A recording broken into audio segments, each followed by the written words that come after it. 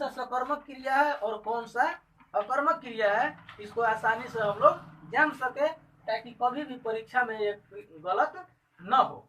तो सबसे हम लोग चालू करते हैं क्रिया। क्रिया है क्या? तो क्रिया फ्रेंड्स किसी भी काम को करने का बोध होता है, या इसको आप लोग डिफिनेशन लिख सकते हैं, जिससे किसी कार्य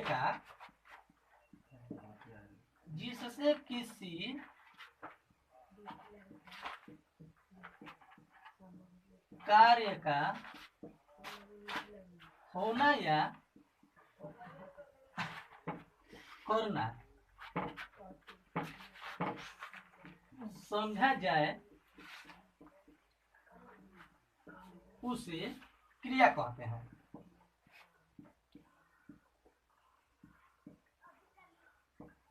तो फ्रेंड्स इसमें लिखा हुआ है कि जिससे किसी कार्य का होना या करना समझा जाए, यानी अगर हम जैसे कि मान लो कोई कह रहा है कि राम किताब पढ़ रहा है,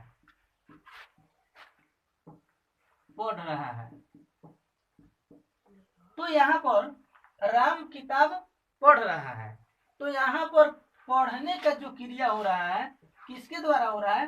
राम के द्वारा हो रहा है। तो यहाँ पर पढ़ना एक कार्य हो रहा है, तो ये हमारा क्रिया कहलाएगा कि ये पढ़ने का काम हो रहा है, तो उसको हम लोग कहेंगे कि क्रिया हो रहा है। और इसी में इसको हम लोग कहेंगे पढ़ रहा है, तो ये क्रिया है। ऐसा बहुत से एग्जाम्पल देखने को मिलेगा, जैसे पढ़ना हो जाएगा, मान लो कि लिखना हो जाएगा, हंसना हो जाएगा, रोना हो जाएगा, ये सभी क्रिया के उदाहरण हैं। और सबसे आसान तरीका है कि जब ऐसा उदाहरण आप लोग के सामने आए तो उसके लास्ट में ना लगा रहता है तो वह समझ जाना कि वह क्रिया है। अब हम लोग पढ़ते हैं क्रिया के भेद।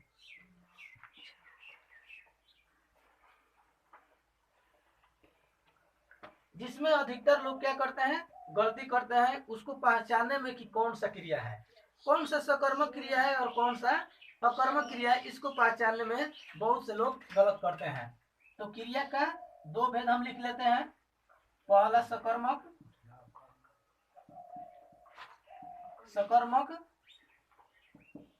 क्रिया और दूसरा अकर्मक क्रिया। तो अगर एग्जाम में आए कि क्रिया के कितने भेद होते हैं, तो आप लोग यही बताना कि क्रिया के दो भेद होते हैं, पहला सकर्मक क्रिया और दूसरा अकर्मक क्रिया। सकर्मक क्रिया कहते किसे हैं और अकर्मक क्रिया किसे कहते हैं? तो फ्रेंड्स जब क्रिया का फल कर्ता पर न पड़कर सीधे कर्म पर पड़ता है, जब क्रिया का फल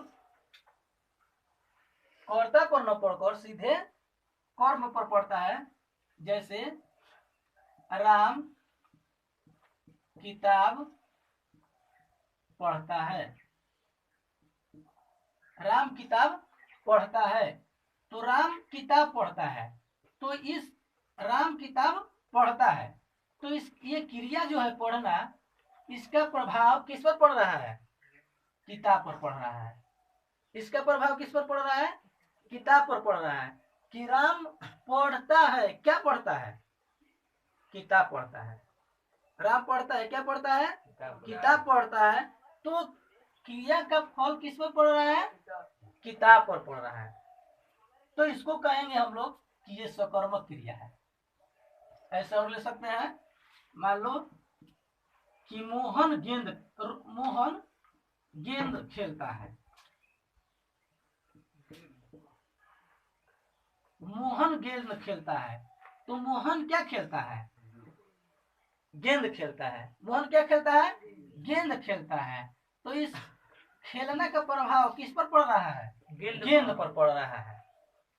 तो इसको हम लोग कहेंगे कि ये सकर्मक क्रिया है। ऐसे मान लो कि और हो सकता है, जैसे ले सकते हैं हम लोग, रमेश रोटी खाता है,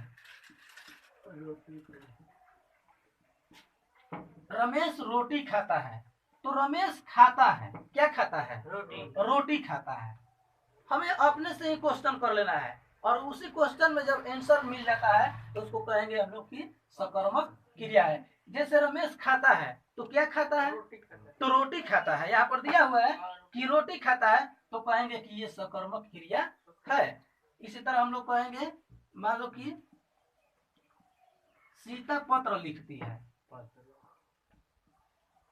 सीता पत्र लिखती है, तो क्वेश्चन टैग बना लेंगे हम लोग कि सीता लिखती है, क्या लिखती है? तो पत्र लिखती है।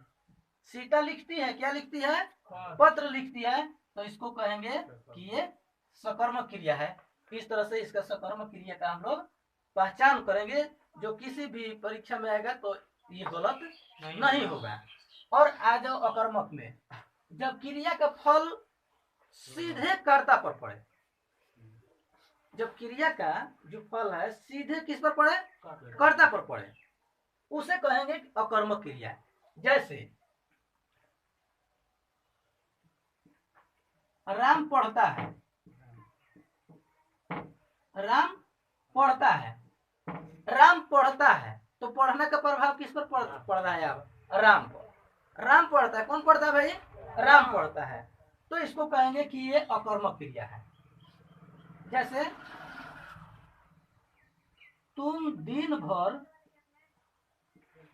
पढ़ते हो, तो फ्रेंड्स ऐसे सेंटेंस में बहुत लोग गलती करता है, क्योंकि उन लोग को समझ में आता है यही कि तुम दिन भर पढ़ते हो, तो तुम हो गया कर्ता, दिन भर हो गया कर्म, और पढ़ते हैं हो गया क्रिया। यही बहुत से लोग समझते हैं, लेकिन नहीं, इसमें हम लोग को ये देखना है कि ये अकर्मक क्रिया है। ये देखना है कि तुम दिन भर पढ़ते हो, तो पढ़ने का प्रभाव किस पर पड़ रहा है? तुम पर। पढ़ने का प्रभाव पड़ रहा है तुम पर, चाहे वह दिन भर पढ़े, रात भर पढ़े, तो तुम दिन भर खेलते हो,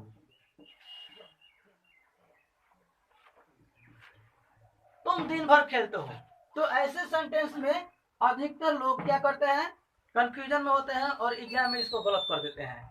उन लोग को यही समझ में आता है कि यहाँ पर तुम जो है करता है, खेलते हैं जो क्रिया है, जो बच गया वो कर्म है, लेकिन ऐसा नहीं होता है। ये हम लोग को देखना है कि इसमें कर्म है कि नहीं है। इसका हम लोग पहचान करने के लिए देखेंगे कि तुम खेलते हो दिन भर, तुम खेलते हो दिन भर, यानी खेलना का जो प्रभाव है वह दिन भर पर पड़ रहा है। किस पर पड़ रहा है? तुम पर पड़ रहा है। चाहे तुम दिन भर खेलो, रात भर खेलो, लेकिन खेल रहे हो, तो उसका प्रभाव तुम पर पड़ रहा है। यानी किसी न किसी तरह तुम पर या तो क्षति होगा, या तुम या जख्म में आओगे, यानी प्रभाव पड़ेगा तुम पर, या थक जाते हैं। जो लड़का खेलता है क्या होता है? या तो थक जाता है, या बीमार हो जाता है, या वो चोट लग जाता है, यानी प्रभाव पड़ रहा है, खेलने का प्रभाव पड़ रहा है ना उस पर। कोई लड़का खेलने गया, उसको चोट लग गया, तो किसको लग गया चोट जी? लड़का को लग गया, यानी प्रभाव पड़ता है। तो जब प्रभाव पड़ता है जिस पर, तो यहाँ पर वही प्रभाव, खेलने का प्रभाव पड़ा किस पर? तुम पर, तो कहेंगे कि ये अकर्मक क्रिया है। अगर यही रहता कि तुम दिन भर गेंद खेलते हो, तो खेलना का प्रभाव किस पर पड़ेगा? गेंद पर। कौन फटेगा? गेंद फटेगा, गेंद पिटाएगा, तो उसका प्रभाव पड़ेगा ना। नया गेंद था तो पुराना गेंद होगा। हाँ सर। तो अगर तुम दिन भर गेंद खेलते हो, तो उसको हम लोग क्या बोलते हैं? सकर्मक क्रिया बोलते हैं, क्योंकि खेलना का प्रभाव सीधे किस पर पड़ा? गेंद पर पड़ा। गेंद पीटता है उस समय, जब हम लोग गेंद खेलते हैं तो गेंद में पिटाता है जी, नया होता है वो घिसता है, वो पुराना होता है, यानी कि खेलने का प्रभाव पड़ा गेंद पर, तो वो हो जाएगा सकर्मक। लेकिन यहाँ पर खेलने का प्रभाव सीधे पड़ रहा है तुम पर, कि तुम खेलते हो। क्या खेलते हो कुछ पता नहीं है, तुम दिन भर खेलते हो, तुम दिन भर खेलते हो, तो खेलने का प्रभाव पड़ेगा तुम पर। ऐसा एक और उदाहरण हम लोग ले लेते हैं। मैं खाता हूँ, मैं खाता हूँ। क्वेश्चन टाइप बनाएंगे, मैं खाता हूँ, क्या खाता हूँ, कुछ ऑप्शन नहीं है यहाँ पर, क्या खाता हूँ, कुछ पता नहीं है कि मैं क्या खाता हूँ। तो खाना का प्रभाव किस पर पड़ रहा है? मैं। खाने का प्रभाव पड़ रहा है मैं पर, तो ये क्या हो जाएगा? अकर्मक क्रिया। ऐसे हम लोग ले लेंगे कि सोहन दौड़ता है। देखिए फ्रेंड्स, सोहन दौड़ता है, तो दौड़ना जो क्रिया है इसका प्रभाव सीधे किस पर पड़ रहा है? सोहन पर। सोहन दौड़ता है, कौन दौड़ता है? सोहन दौड़ता है, तो सोहन थकेगा। यानी दौड़ने का प्रभाव पड़ेगा, या तो वो गिरेगा, नहीं तो थकेगा, थकेगा तो हाफेगा। तो किस पर प्रभाव पड़ रहा है? सोहन पर। तो सोहन दौड़ता है, तो दौड़ने का प्रभाव सीधे पड़ रहा है सोहन पर। तो ये कौन सा क्रिया हो जाएगा? अकर्मक क्रिया। ऐसे ही एक और ले लेते हैं,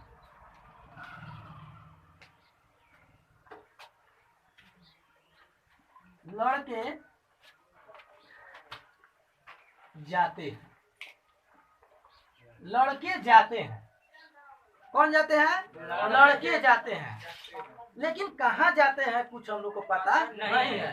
लड़के जाते हैं, तो लड़के जाते हैं, कहाँ जा रहे हैं कुछ उसका हम लोग का उत्तर पता नहीं है। तो जाने का प्रभाव किस पर पड़ रहा है? लड़का पर। लड़का जा रहा है तो लड़का थकेगा।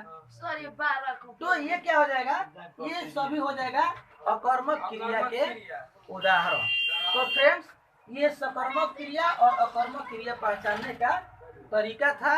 इस तरह से हम लोग कभी भी सकर्मक क्रिया और अकर्मक क्रिया को पहचानने में गलत नहीं कर सकते हैं।